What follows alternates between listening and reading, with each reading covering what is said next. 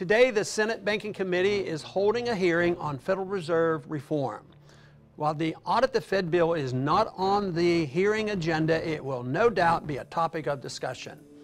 Some members of the committee, like Democratic Senator Elizabeth Warren and Republican Senator Bob Corker, have joined Federal Reserve Chair Janet Yellen and the establishment media in attacking the bill. Of course, the Federal Reserve and its apologists do not want to admit they oppose transparency, so they are distorting the intent and effect of the bill. The most common criticism of the Audit the Fed bill is that it will somehow limit the Federal Reserve's independence. There are two flaws with this argument.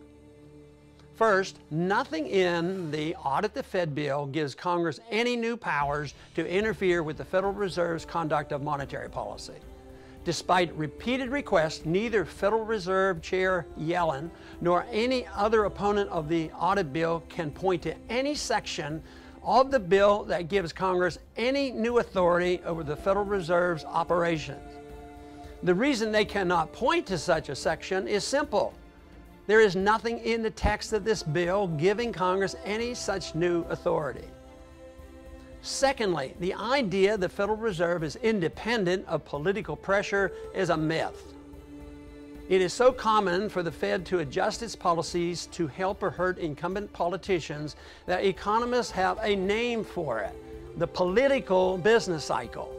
As economists Daniel Smith and Peter Boettke put it in their paper, An Episodic History of Modern Fed Independence, the Federal Reserve, quote, regularly accommodates debt, succumbs to political pressure, and follows bureaucratic tendencies, compromising the Fed's operational independence, close quote. The most famous example of a Federal Reserve chair bowing to political pressure is the way the then Federal Reserve Chairman Arthur Burns tailored monetary policy to accommodate President Richard Nixon's demand for low interest rates.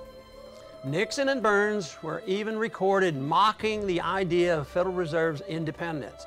Other instances that show that the Federal Reserve is not independent of political pressure include President Carter's refusal to reappoint G. William Miller as Federal Reserve Chair because Carter felt Miller was being uncooperative.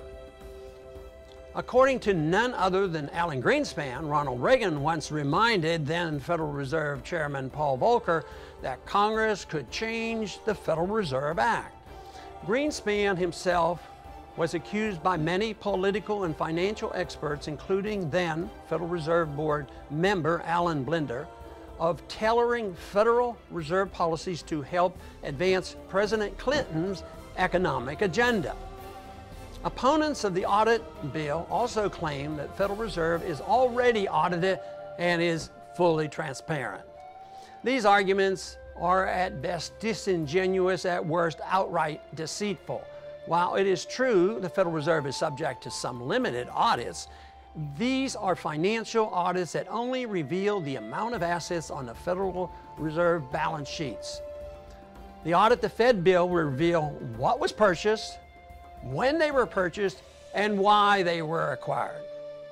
Perhaps the real reason why the Federal Reserve fears a full audit is revealed by examining the results of the one-time audit of the Federal Reserve's response to the financial crisis that was authorized by the Dodd-Frank Act. This audit revealed that between 2007 and 2010, the Federal Reserve committed over $16 trillion, more than 4 times the annual budget of the United States, to foreign central banks and politically influential private companies. More evidence of what the audit might reveal was raised in 2013 when former Federal Reserve official Andrew Huszar publicly apologized to the American people for his role in what he called, quote, the greatest backdoor Wall Street bailout of all times, close quote, the Federal Reserve's quantitative easing program. Can anyone doubt an audit would further confirm how the Fed acts to benefit the economic elites? Every American is affected by the manner in which the Federal Reserve performs its core function, the conduct of monetary policy.